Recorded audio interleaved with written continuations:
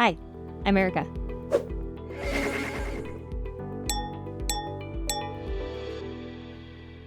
Let's do some GRE assumption questions.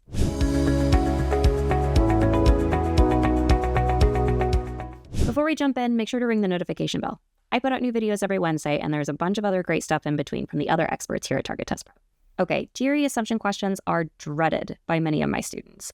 The negation strategy haunts many a test taker's dreams. And that's unfortunate because as one of the most common question types for GRE critical reasoning style passages, you're likely to see at least one assumption question on test day. But like many GRE question types, assumption questions really aren't all that if we approach them strategically.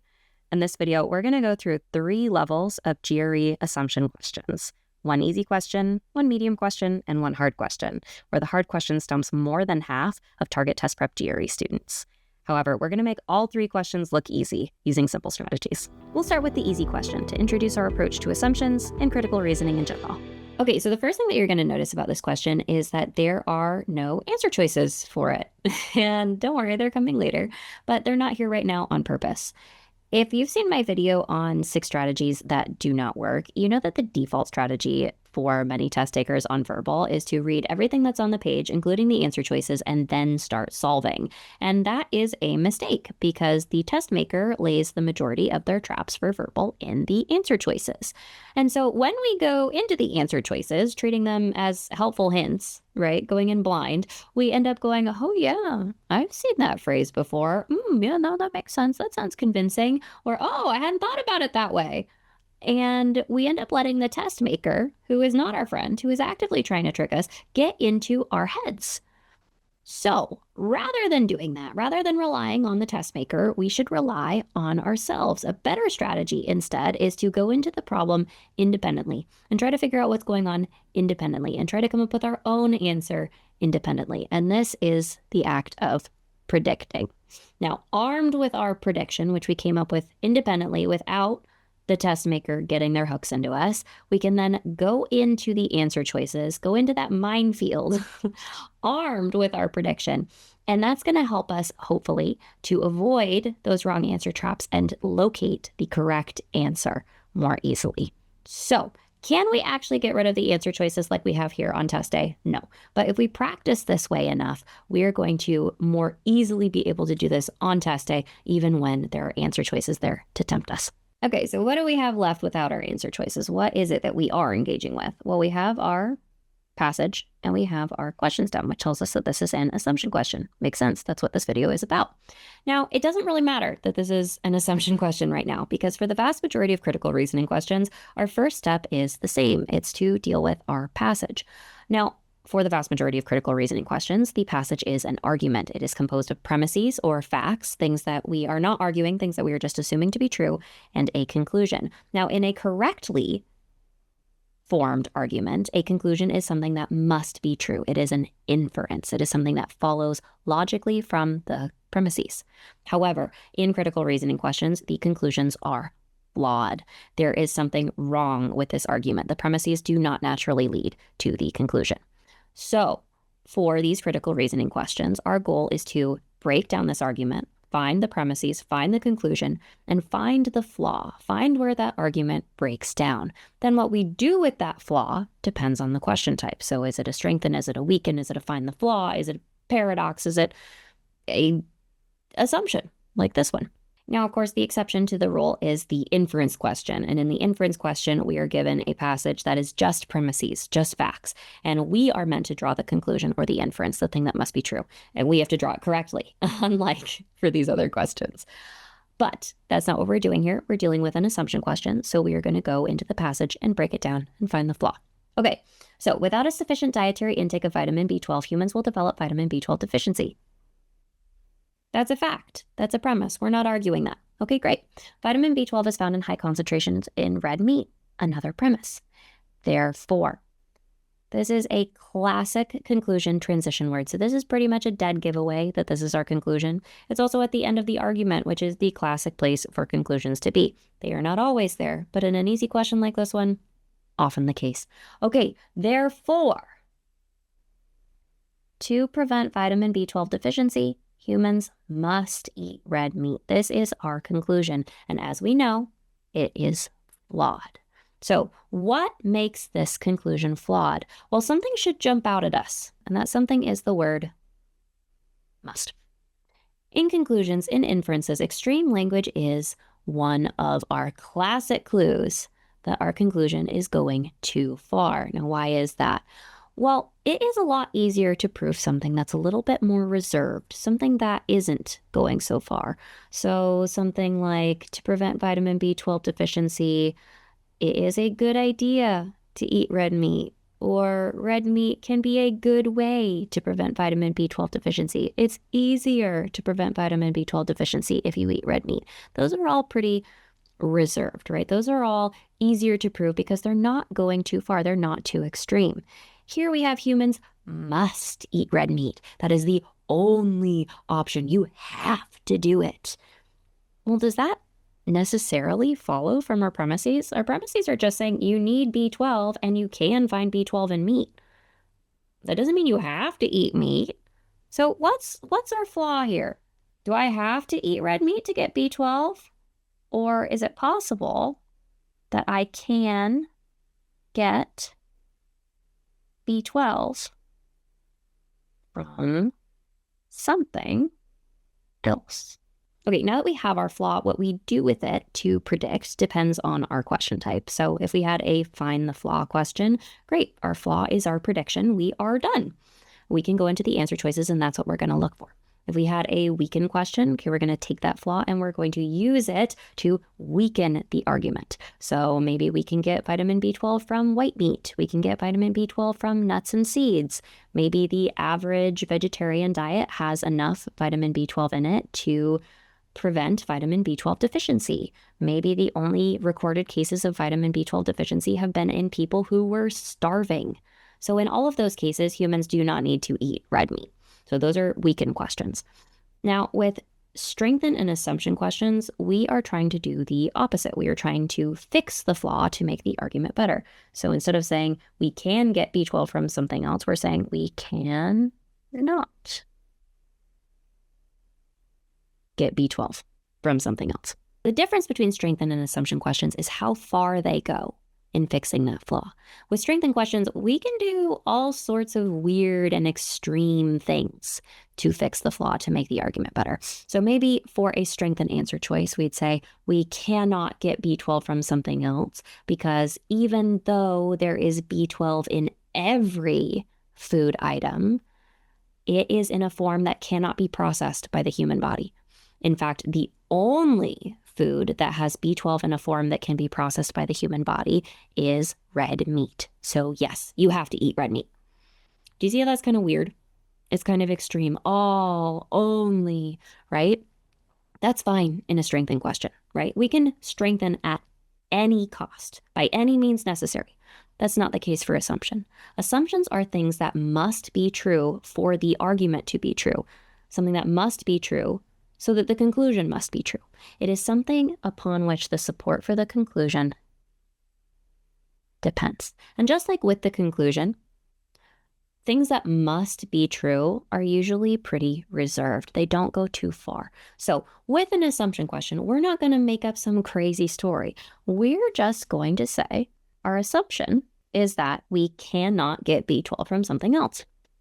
That simple. So notice that our prediction for our assumption is just the negated version of our flaw, or it is our flaw with a not added, or in some cases removed. Now we're going to revisit this idea of negation when we get to our answer choices. But for now, we have our prediction.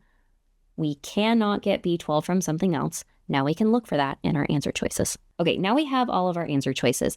Now, again, the default is just going to be to read every single one of them word by word, right? And really engage with each one, but we're not going to do that. Instead of engaging with it, we're going to look for our prediction because there's something we can look for.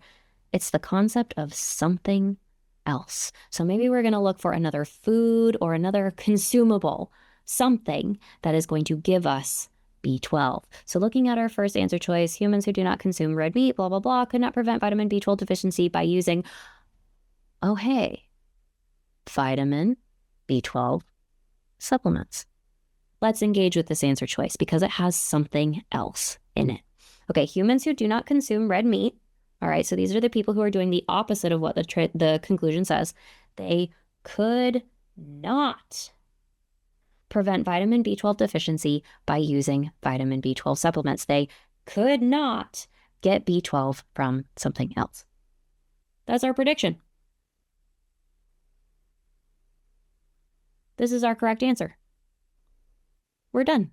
Now, let's say we're not totally sure. Maybe we're a little bit lost in the language. We're not totally convinced. That was pretty quick, right?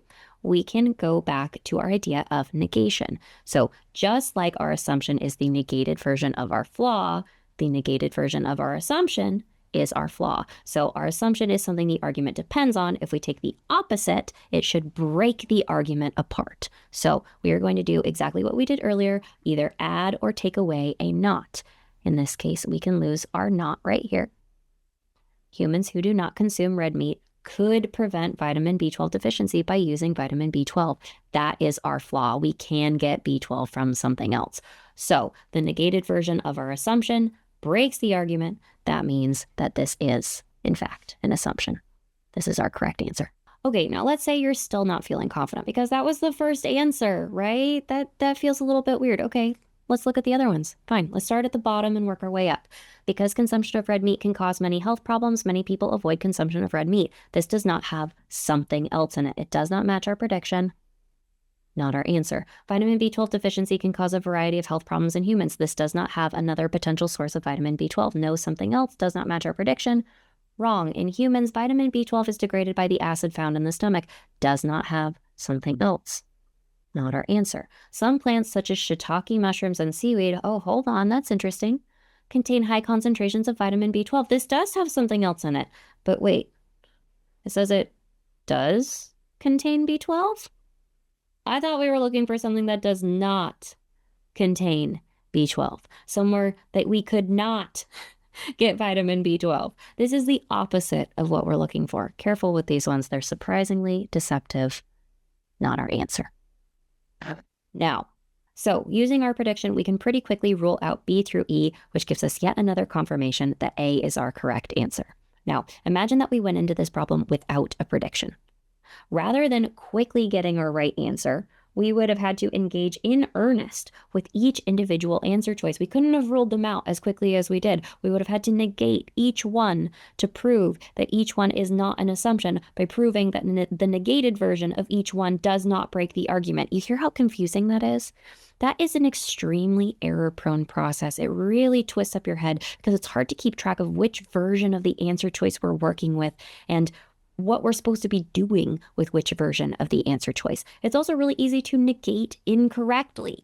So by predicting, we both avoid the wrong answer traps that the test maker has laid, and we avoid the complication of negating. Okay, now that we're warmed up, let's attack the medium difficulty question. This one trips up more than twice as many Target Test Prep students as the last one. All right, just like before, we see that we have an assumption question stem, which means that we are going to jump into our argument and break it down. But we're going to see something a little bit funny. The argument is being presented by the mayor. So this is a sign that we have a plan type argument. Now, in a plan type argument, we are being presented with a variation on our classic argument. So in our plan type argument, we are being presented with a problem. That's a premise. And then we are presented with a plan intended to solve the problem. That is also a premise. The conclusion is that the plan will achieve its goal. And just like in other critical reasoning arguments, that idea that the plan will achieve its goal is flawed. So we are still looking for the flaw. We are still breaking down the argument. It is just a slight variation on this. This makes this problem a little bit harder than the last one. Okay. Jumping in, many of our citizens are concerned by the number of locusts present in our town because the locusts feed on and often destroy crops. That's our problem. That is a premise. Effective immediately, all farmers in our town are required to plant only genetically engineered crops that produce Bt biotoxin, which kills locusts. Okay, that is our plan. Also a premise. Therefore, oh nice, we've got that classic conclusion transition word again. Therefore, over the coming growing season, we will begin to see the number of locusts in our town decrease. That is our conclusion. That is the idea that the plan is going to succeed in achieving its goal. Okay, so what's the flaw? Now, if something's jumping out at you immediately, that's great. I'm going to be honest, nothing jumped out at me when I read this problem. I looked at the plan, effective immediately. You're required to plant only genetically engineered crops that produce Bt biotoxin, which kills locusts. I don't know, that's a pretty solid plan, right? And the conclusion seems like it would follow. It's not saying all of the locusts will be gone, it just says it will decrease. I don't know. This seems pretty solid, but I know that it's not. I know that there is a flaw. So I'm not going to let the fact that I am not able to see it stop me. I'm going to come up with a general flaw that's as specific as I can get it to the conclusion, and I'm going to let that inform my prediction. And it's still going to help me. Okay, so the conclusion tells me that we will begin to see the number of locusts in our town decrease over the coming growing season. So the flaw must be that something, I don't know what, but something is going to prevent that from happening. So something will prevent the number of locusts from decreasing over the coming growing season.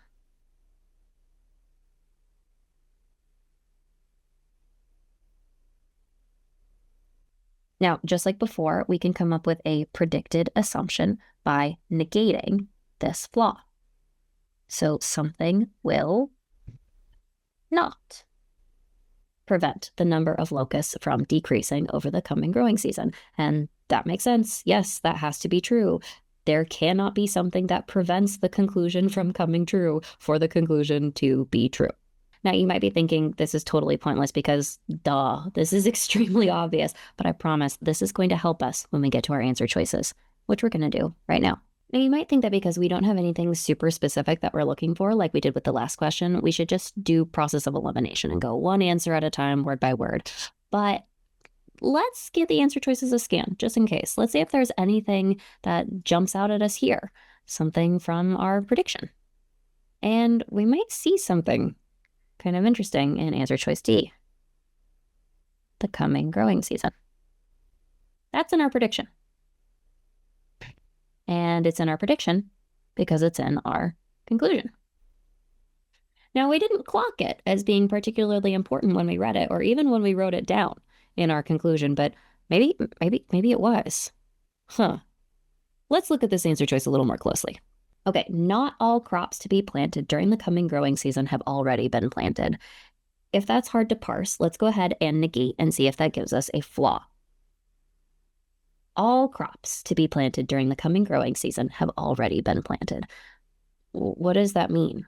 Well, we know from our plan that effective immediately, all farmers are required to plant crops that produce Bt biotoxin, which kills locusts. So all of the plants planted from this point on should kill locusts. But what about the plants that were planted before?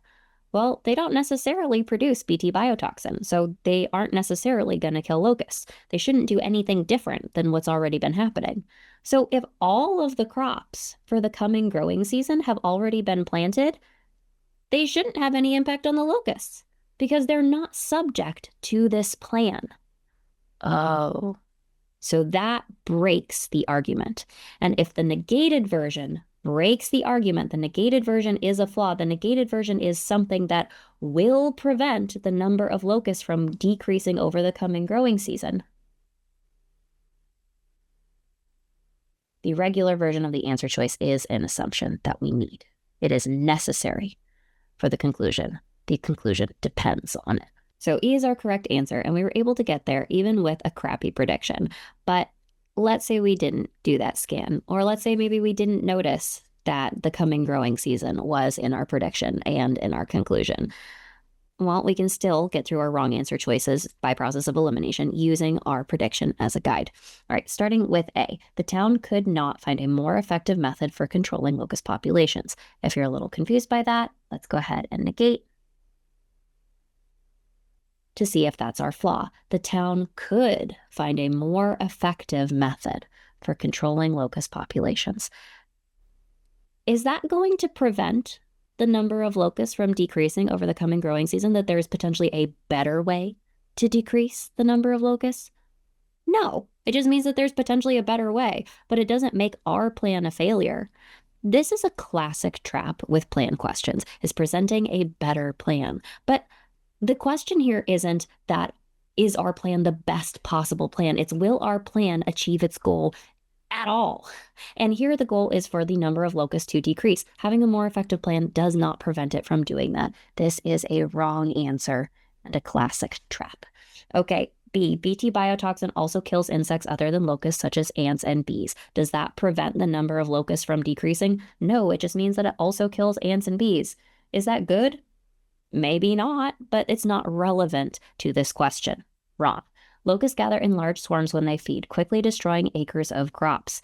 Does this prevent the number of locusts from decreasing? No. Is it support for why we should maybe do our plan? Sure, but again, it's irrelevant to the question at hand. All right, D, large numbers of birds that eat locusts will not come to the town and wipe out the town's locust population. Again, this not makes this one kind of hard to parse, so let's just go ahead and negate and see if this is our flaw.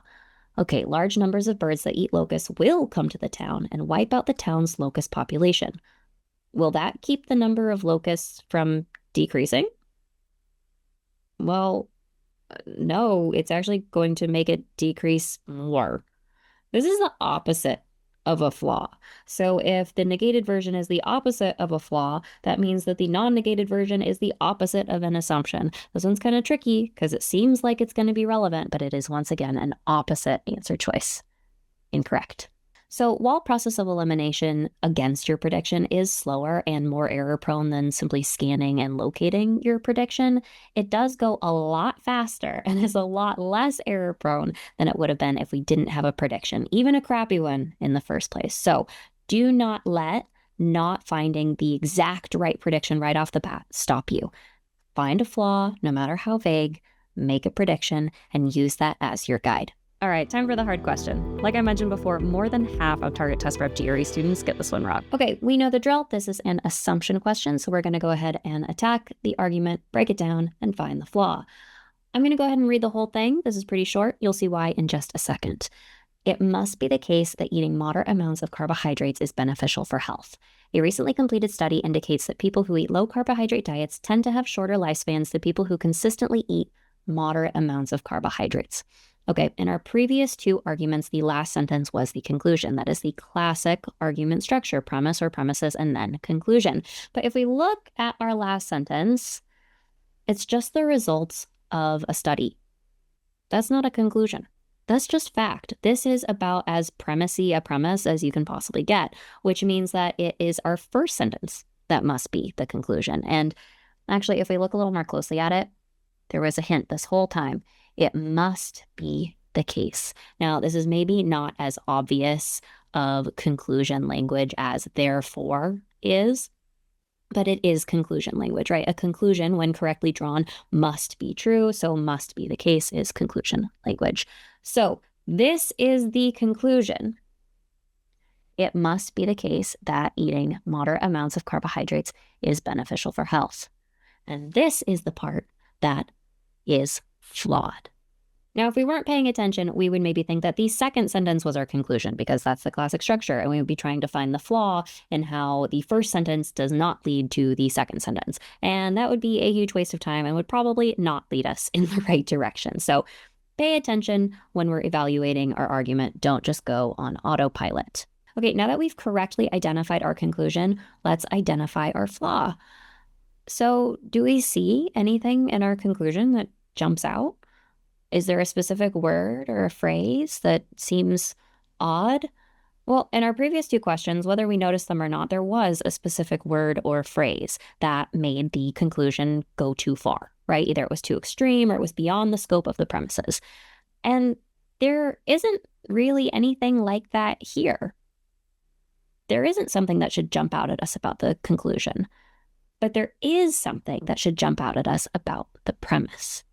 And that is that we have a study that is relating two things. Here, eating low carbohydrate diets is related to having a shorter lifespan. These two things are correlated.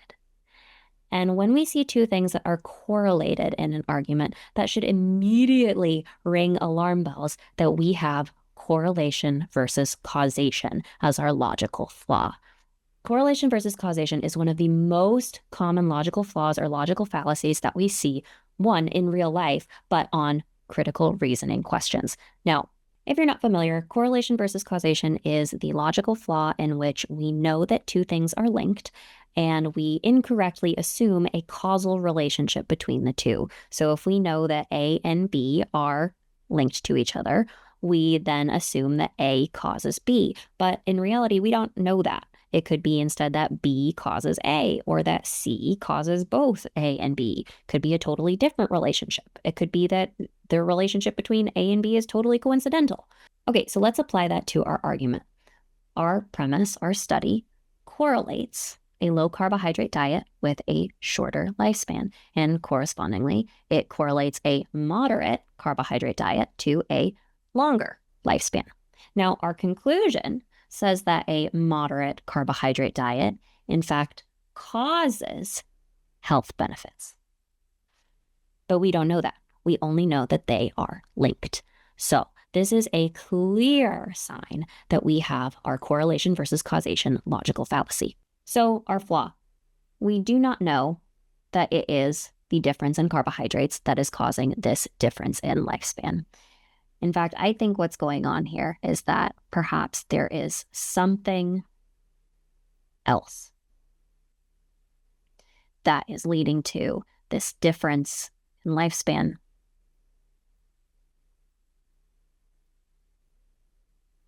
In low versus moderate carbohydrate people.